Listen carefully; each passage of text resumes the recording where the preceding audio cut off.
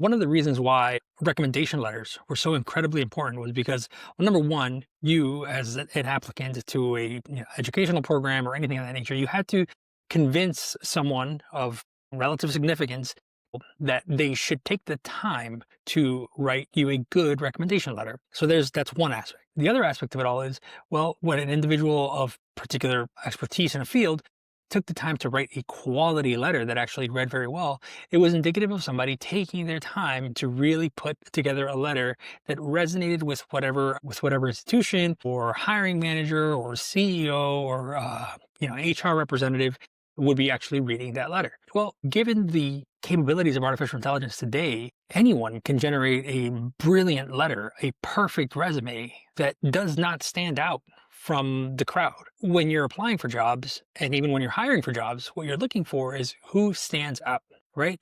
And I think those are incredible factors to consider. So without getting into the details of exactly how resumes should be written or whether or not they're even relevant in today's day and age, I think the three things that we want to consider in regards to artificial intelligence and its use in both job applications and job hiring are the following.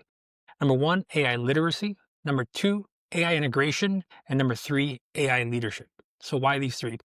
I think that these three categories, or skills rather, every applicant should be able to demonstrate these three skills, and every hiring manager should be looking for applicants that are capable of adequately and proficiently demonstrating these skills. Now, within these three skills, there should be essentially a baseline standard and someone who's particularly proficient. So let's start with AI literacy. The very basic sort of understanding would be recognizing essentially that ChatGPT is a language model that is capable of predicting words based on training data. That should be the very standard, the very minimum standard. That's AI literacy. Then you have your sort of intermediate use of, or intermediate skill of AI literacy.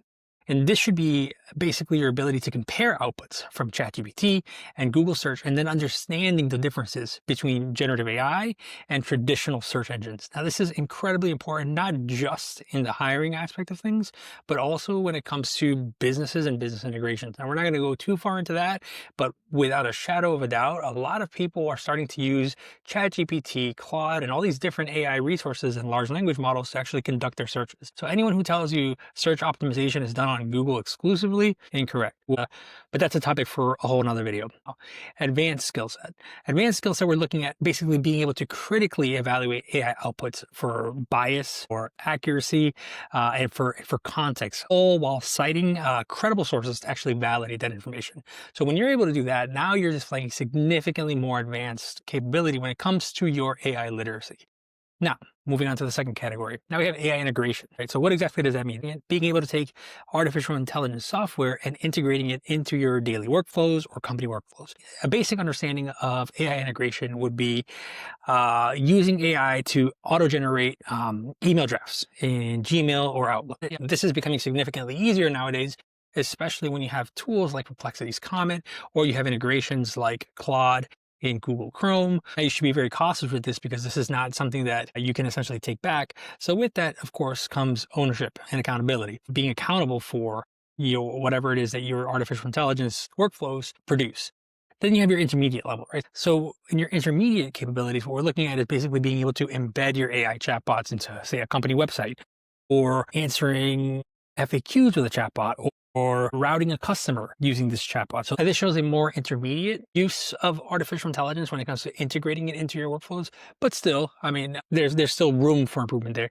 Then you have your more advanced capabilities, your more advanced skills. And now what we're looking at here is basically orchestrating AI with back-end systems. So the customer interactions, they basically trigger automated workflows, they trigger analytics, and they predict a lot more recommendations.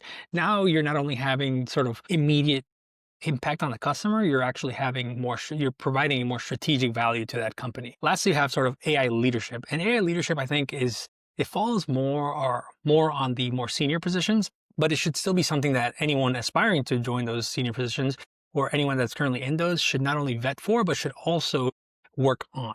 Now, your basic level of AI leadership should be basically being able to set team guidelines for responsible AI use. So that's like fact checking or checking outputs, things like that. Then you have your intermediate use, your intermediate level of AI leadership, which we're basically talking about building an internal AI adoption roadmap that aligns all your sort of AI pilots with your business KPIs. And then we finally get into our more advanced applications of AI leadership. What we're looking at here is basically designing and governing these enterprise-wide AI strategies.